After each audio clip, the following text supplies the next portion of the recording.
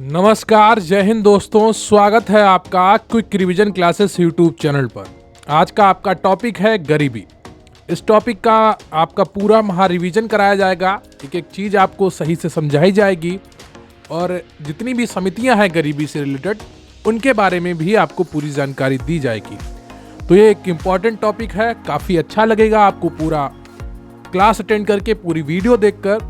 तो पूरा फोकस बनाए रखिएगा और अगर आप चैनल पर नए हैं तो प्लीज़ चैनल को सब्सक्राइब कर लीजिएगा, वीडियो को लाइक कर लीजिएगा, क्योंकि प्रश्न यहीं से आएगा।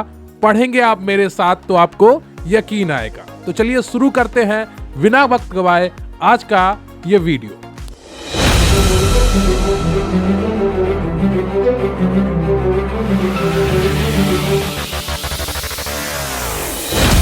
टॉपिक को शुरू करने से पहले मैं आपको एक जानकारी देना चाहूँगा कि अगर आप हमारे प्रतिज्ञा पीडीएफ बैच से जुड़ना चाहते हैं तो उससे जुड़ने के लिए आपको स्क्रीन पर दिखाए गए व्हाट्सएप नंबर पर मैसेज करना होगा और आपको वहां पर पूरी जानकारी मिल जाएगी। तो चलिए अब शुरू करते हैं आज का टॉपिक बिना वक्त गवाए।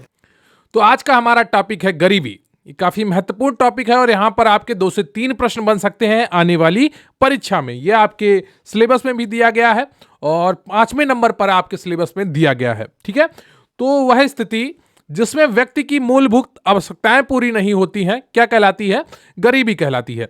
एक शॉर्ट डिफिनीशन है गरीबी की, क्या है? वह स्थिति जिसमें व्यक्ति की मूलभूत आवश्यकताएं पूरी नहीं होती हैं क्या कहलाती है? गरीबी कहलाती है। क्लियर है आपको? गरीबी उन वस्तुओं की पर्याप्त आपूर्ति का अभाव है जो व्यक्ति तथा उसके परिवार के स्वास्थ्य और कुशलता को बनाए रखने में आवश्यक है। क्लियर आपको? एक परिभाषा ये हो गई और एक परिभाषा और क्या है गरीबी की?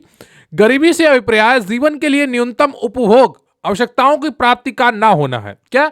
जो आपकी न्यूनतम आवश्यकता है वो भी अगर आप पूरा नहीं कर पा रहे तो आप गरीबी रेखा में आते हैं। ये परिभाषा है। ठीक है, यदि किसी व्यक्ति या समूह को रोटी, कपड़ा और मकान जैसी मूलभूत आवश्यकताओं की पूर्ति नहीं होती है तब उस व्यक्ति या वर्ग समूह को गरीब कहेंगे।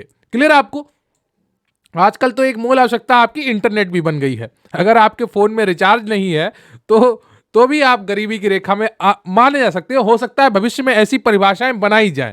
क्लियर आपको? क्योंकि भविष्य परिवर्तन के साथ बदलता रहता है। जो आपका वर्तमान है उसमें कुछ परिवर्तन आएंगे तो भविष्य के अनुसार आपका बदल जाएगा, तो परिभाषाएं भी बदलेंगी। रोटी, कपड़ा, मकान ये बहुत पुरानी परिभाषा हो गई है। अब ज्यादातर लोगों को ये मिल जाता है, लेकिन और भी आवश्यकताएं हैं आपकी। स्वास्थ्य की, जो आपका अगर सही से आपको इलाज नहीं मिल पा रहा वो भी एक गरीबी का है। ठीक है, सामान्य रूप से एक व्यक्ति को न्यूनतम जीवन स्तर बनाए रखने के लिए जितनी आय की आवश्यकता है उससे कम आय होने पर उसे गरीब माना जाता है। ठीक है, क्या है परिभाषा? कि सामान्य रूप से एक व्यक्ति को न्यूनतम जीवन स्तर को बनाए रखने के लिए जितनी आय की आवश्यकता है उससे कम आय होने पर उसे गरीब माना जाता है। अर्थात जिस व्यक्ति की आय अपनी न्यूनतम आवश्यकताओं जैसे खाना, वस्त्र, मकान, चिकित्सा आदि की पूर्ति के लिए पर्याप्त नहीं है वह व्यक्ति गरीब कहलाता है। क्लियर आपको? इसका मुख्य कारण आय सृजक संपत्तियों व रोजगार की अवसरों की कमी है। क्लियर आपको? कि आय सृजक जो संपत्तियां हैं उनकी कमी है और रोजगार के अवसर भी कम है। अब संयुक्त राष्ट्र संघ के खाद्य एवं कृषि संगठन FAO है, जो आपका फूड एंड एग्रीकल्चर ऑर्गेनाइजेशन, जो FAO है, FAO खाद्य एवं कृषि संगठन के प्रथम निदेशक लॉर्ड बॉयड और पहले व्यक्ति थे। कौन? वो पहले व्यक्ति थे जिन्होंने 1945 में गरीबी रेखा की अवधारणा प्रस्तुत की थी। उन्होंने 2300 कैलोरी प्रति व्यक्ति प्रतिदिन से कम उपयोग करने वाले व्यक्ति को गरीब माना था। क्लियर आपको? तो ये उपभोग के आधार पर गरीबी की परिभाषा थी कि उन्होंने 1945 में माना कि अगर कोई व्यक्ति 2300 कैलोरी से कम उपभोग करता है तो वो व्यक्ति गरीब माना जाएगा। क्लियर आपको? लेकिन ये परिभाषाएं समय समय पर बदलती रहती हैं। गरीबी के प्रकार क्या है सबसे पहले आप समझ लीजिए। ठीक है, आज के बाद आप दोबारा गरीबी के प्रकार के बारे में नहीं पूछेंगे। ठीक है, इसको अच्छे से समझ लीजिएगा। तो गरीबी के प्रकार कौन से हैं? एक होती है आपकी निरपेक्ष गरीबी या संपूर्ण गरीबी और दूसरी होती है आपकी सापेक्ष गरीबी या तुलनात्मक गरीबी। क्लियर है आपको? निरपेक्ष गरीबी क्या है? निरपेक्ष गरीबी देश की उस जनसंख्या को सूचित करती है जो न्यूनतम उपभोग स्तर नहीं प्राप्त कर पाती और गरीबी रेखा के नीचे जीवन यापन करती है। क्लियर आपको? तो निरपेक्ष गरीबी देश की उस जनसंख्या को सूचित करती है जो न्यूनतम उपभोग स्तर नहीं प्राप्त कर पाती और गरीबी रेखा के नीचे जीवन यापन करती है। क्लियर आपको? निरपेक्ष गरीबी का मापन कैलोरी के आधार पर, उपभोग व्यय के आधार पर या उपभोक्ता मूल्य सूचकांक के आधार पर किया जा सकता है। क्लियर आपको? किसके आधार पर? उपभोक्ता मूल्य सूचकांक के आधार पर किया जा सकता है। निरपेक्ष गरीबी क्या है? देश की उस जनसंख्या को सूचित करती है जो न्यूनतम उपभोग स्तर को नहीं प्राप्त कर पाती है, गरीबी रेखा के नीचे जीवन यापन करती है। क्लियर आपको? निरपेक्ष गरीबी को संपूर्ण गरीबी कहते हैं। विकासशील देशों में निरपेक्ष गरीबी होती है। क्लियर आपको? निरपेक्ष गरीबी क्या है? यह संपूर्ण गरीबी होती है। अब इसको संपूर्ण गरीबी क्यों कहते हैं? क्योंकि यहां पर कोई तुलना नहीं होती है। ठीक है, आपके पास वाकई में चीजें कम है। क्लियर आपको? तो ये संपूर्ण गरीबी होती है। और सापेक्ष गरीबी क्या होती है या तुलनात्मक गरीबी क्या होती है? सापेक्ष गरीबी आय में पाए जाने वाली असमानता को प्रकट करती है। क्लियर आपको? जैसे आप एक आईएएस का लेंगे और एक कांस्टेबल का लेंगे, ठीक है, तो जो कांस्टेबल है पुलिस में और जो आईपीएस है तो उसकी सैलरी ज्यादा है, उसकी तुलना में वो कांस्टेबल गरीब है। ठीक है, जैसे कोई बिजनेसमैन है, करोड़पति बिजनेसमैन है और कोई एक लखपति व्यक्ति है, तो लखपति व्यक्ति करोड़पति से गरीब है। क्लियर आपको? तो इसको सापेक्ष गरीबी कहते हैं। यहां पर उपभोग का कोई अंतर नहीं होता, उपभोग लगभग सभी बराबर कर रहे होते हैं, लेकिन जो तुलना है, ठीक है, वो आय में तुलना के आधार पर इसको सापेक्ष गरीबी या तुलनात्मक गरीबी कहते हैं। सापेक्ष गरीबी अंतरराष्ट्रीय आर्थिक असमानता अथवा क्षेत्रीय आर्थिक असमानता का बोध कराती है। क्लियर है आपको? दूसरे शब्दों में विभिन्न वर्गों, विभिन्न प्रदेशों अथवा विभिन्न देशों की तुलनात्मक आय का प्रदर्शन सापेक्ष गरीबी का बोध कराता है। यदि कहा जाए कि भारत में प्रति व्यक्ति आय अमेरिका के प्रति व्यक्ति आय से कम है, तब यह सापेक्ष गरीबी दर्शाने वाला कथन होगा। क्लियर है आपको? सापेक्ष गरीबी का मापन विकसित देशों में किया जाता है। सापेक्ष गरीबी को तुलनात्मक गरीबी भी कहते हैं। क्लियर आपको? तो ये दोनों परिभाषाएं आप बहुत अच्छे से याद कर लीजिएगा और कोशिश करिएगा इनको एक पेपर पे नोट कर लीजिए और उन्हें एक दो बार देखेंगे। ठीक है, हर हफ्ते आपको इनको एक दो बार रिवीजन करना होगा, तो आपके एग्जाम तक बिल्कुल आपके दिमाग में बैठी रहेंगी। क्लियर आपको? अब बात करते हैं सापेक्ष गरीबी का मापन दो विधियों से किया जाता है। क्लियर आपको? कौन कौन सी दो विधियां हैं वो? एक तो है आपका लॉरेंज वक्र विधि। क्लियर आपको? कौन सी है? लॉरेंज वक्र विधि। और दूसरी है आपकी गिनी गुणांक विधि। क्लियर आपको? भारत में निर्धनता के मापन के निम्न दो आधार निर्धारित किए गए हैं। कौन कौन से? एक तो है आपका न्यूनतम कैलोरी उपभोग और दूसरा है प्रति व्यक्ति प्रति माह उपभोग व्यय। क्लियर आपको? न्यूनतम कैलोरी उपभोग वही है जो 1945 में उन्होंने परिभाषित किया था। ठीक है, जो मैंने अभी आपको बताया है। अब न्यूनतम कैलोरी उपभोग क्या है? नीति आयोग के अनुसार ग्रामीण क्षेत्रों में प्रति व्यक्ति प्रतिदिन 2400 कैलोरी तथा शहरी क्षेत्र में प्रति व्यक्ति प्रतिदिन 2100 कैलोरी का पोषण प्राप्त न कर सकने वाला व्यक्ति गरीबी की रेखा के नीचे अर्थात गरीब माना जाता है। क्लियर आपको? तो नीति आयोग के अनुसार ग्रामीण क्षेत्र में प्रति व्यक्ति प्रतिदिन 2400 कैलोरी तथा शहरी क्षेत्र में प्रति व्यक्ति प्रतिदिन 2100 कैलोरी का पोषण प्राप्त न कर सकने वाला व्यक्ति गरीबी की रेखा के नीचे अर्थात गरीब माना जाता है। लेकिन ये परिभाषा देखिए बहुत ओछी परिभाषा है। पूछिए क्यों? अगर कोई मीठा ज्यादा खा लेगा तो उसकी कैलोरी तो बहुत कम पैसों में पूरी हो जाएंगी, लेकिन क्या वो सही होगा? नहीं।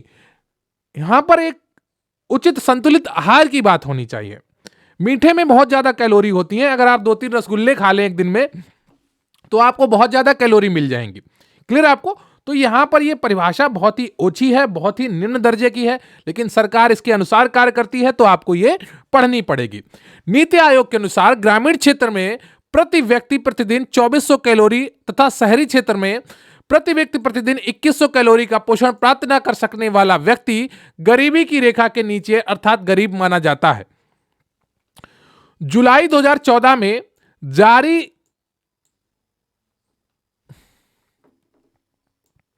रंगराजन समिति की सिफारिशों के अनुसार ग्रामीण क्षेत्र में प्रति व्यक्ति प्रतिदिन 2155 कैलोरी तथा शहरी क्षेत्र में 2090 कैलोरी का पोषण प्राप्त न कर सकने वाला व्यक्ति निर्धन माना गया है।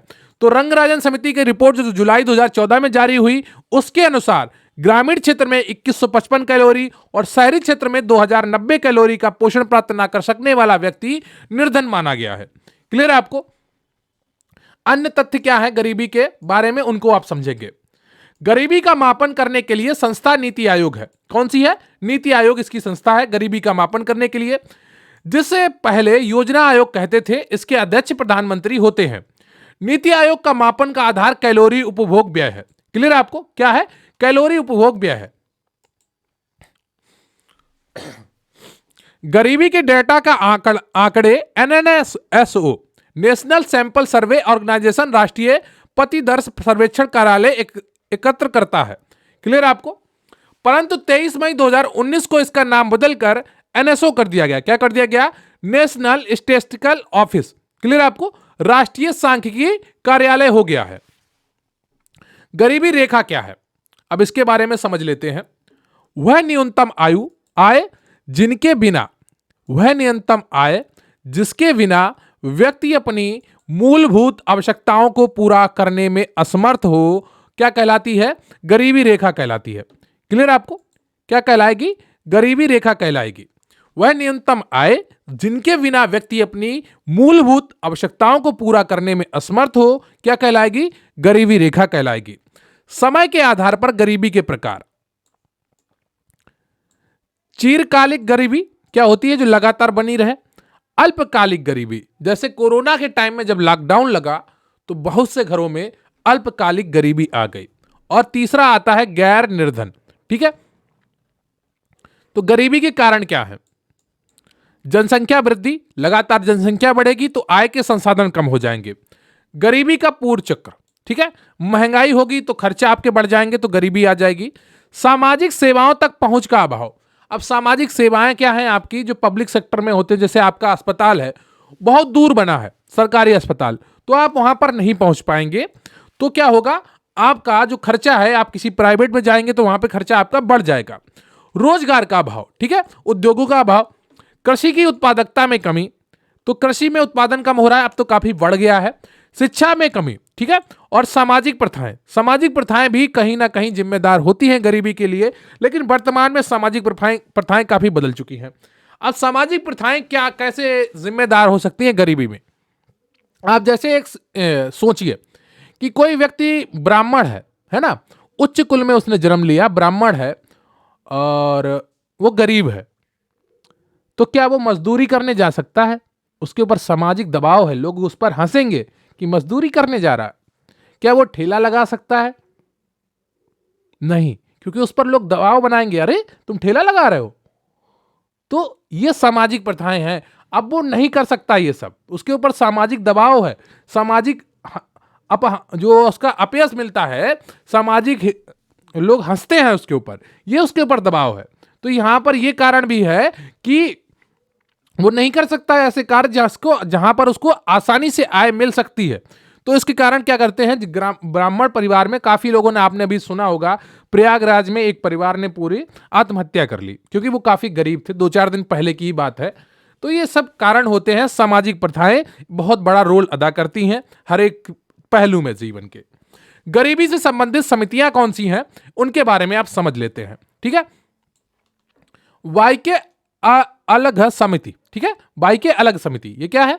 गठन इसका हुआ था 1977 में। कब हुआ था? 1977 में। इसने अपनी रिपोर्ट 1979 में सौंपी और कहा, कैलोरी के आधार पर इसने सर्वप्रथम गरीबी का मापन किया। ठीक है, ग्रामीण क्षेत्रों में इन्होंने 2400 कैलोरी बताया था और शहरी क्षेत्र में 2100 कैलोरी बताया था। डीटी लकड़वाड़ा समिति, गठन हुआ था 1989 में।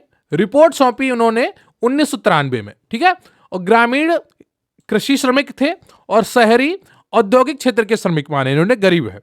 इन दोनों के मापन का आधार उपभोक्ता मूल्य सूचकांक को रखा। क्लियर है आपको? सुरेश तेंदुलकर समिति, गठन इसका 2005 में हुआ। रिपोर्ट इन्होंने सौंपी 2009 में। इनकी समिति का आधार, यहां पर आधार होगा, न्यूनतम उपभोग व्यय था। ग्रामीण क्षेत्र में 816 रुपए माह अगर कोई खर्च करता है, 27 रुपए प्रतिदिन खर्च करता है तो वो गरीब है। ठीक है, उससे कम करता है, इससे ज्यादा करेगा तो वो गरीब नहीं होगा। शहरी क्षेत्रों में अगर कोई 1000 रुपए प्रति माह खर्च करता है, 33 रुपए प्रतिदिन खर्च करता है तो वो गरीब नहीं माना जाएगा। ये उस समय की बात है। इसके अनुसार भारत में गरीबों की संख्या 21.9% थी। कब? 2005 में। ठीक है। रंगराजन समिति, इसका गठन 2012 में हुआ था और इन्होंने रिपोर्ट सौंपी 2014 में। क्लियर है आपको? तो इनकी समिति का आधार भी न्यूनतम उपभोग व्यय था। इन्होंने क्या कहा कि ग्रामीण क्षेत्रों में 972 रुपए यानी कि 32 रुपए प्रतिदिन अगर कोई खर्च करता है तो वो गरीब नहीं है। शहरी क्षेत्रों में अगर 1407 रुपए कोई खर्च करता है या 47 रुपए प्रतिदिन खर्च करता है तो वो गरीब नहीं है। इससे कम वाले गरीब है। इसके अनुसार भारत में गरीबों की संख्या 29.5 थी। कब? 2014 में, जब इन्होंने रिपोर्ट सौंपी। क्लियर है आपको? गरीबी दूर करने के उपाय क्या है? जनसंख्या नियंत्रण, जीडीपी में वृद्धि, जिसे आपका घरेलू, ठीक है, उत्पाद कहते हैं, आय के आधार पर ग्रॉस डोमेस्टिक प्रोडक्ट। क्लियर है आपको? सकल घरेलू उत्पाद, इसका फुल फॉर्म होता है जीडीपी का हिंदी में सकल घरेलू उत्पाद। आय के वितरण में सुधार, कि कोई एक बहुत करोड़पति है और कोई बहुत कम एकदम गरीब है, तो आय के वितरण को सही करना। कृषि का विकास। अब आय का वितरण कैसे खराब होता है आप इससे समझ लीजिए कि सेम स्कूल है और सेम बच्चे हैं। ठीक है, जो सरकारी शिक्षक है उसको 50 से 1 लाख रुपए, 50,000 से 1 लाख रुपए तक की सैलरी मिल रही है। वहीं पर शिक्षा मित्र है, वही कार्य वो भी कर रहा है, उसको 10,000 सिर्फ मिल रहा है। तो ये आय के वितरण में यहां पर सुधार होने की आवश्यकता है ना। ऐसे अनुदेशक हैं, उन्हें सिर्फ 7,500 रुपए मिल रहे हैं। आज के समय में 7,500 रुपए में क्या हो सकता है किसी व्यक्ति का, मतलब नरेगा वाले से भी कम पैसे मिल रहे हैं। तो इन चीजों में सुधार की आवश्यकता है। कृषि का विकास, ठीक है, कीमत स्तर में स्थिरता, गरीबों की न्यूनतम आवश्यकताओं का प्रावधान, गरीबों की न्यूनतम आवश्यकताओं का प्रावधान। भारत में गरीबी उन्मूलन की योजनाएं कौन कौन सी थी उनके बारे में मैं आपको एक बार छोटे से संक्षिप्त जानकारी दूंगा और इनके बारे में आप कहेंगे तो अलग से भी पढ़ा दूंगा। अंत्योदय योजना 1970 से 1978 तक चली थी। ठीक है, आई थी ये। इंदिरा आवास योजना 1985 में आई। प्रधानमंत्री रोजगार योजना 1993 में आई।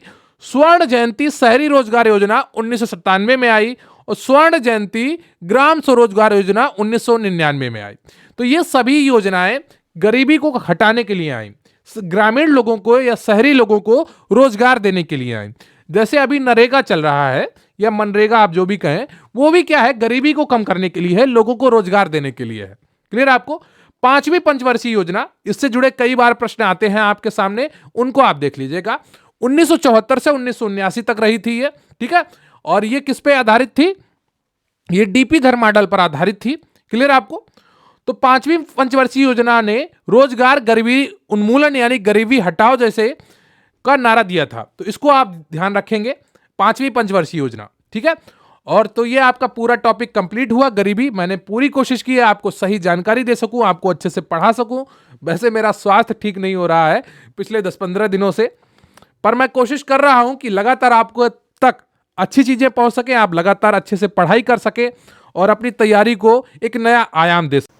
तो अभी आपने गरीबी का रिवीजन किया है, ये बहुत ही महत्वपूर्ण टॉपिक है और यहाँ से आपकी परीक्षा में प्रश्न पूछे जा सकते हैं।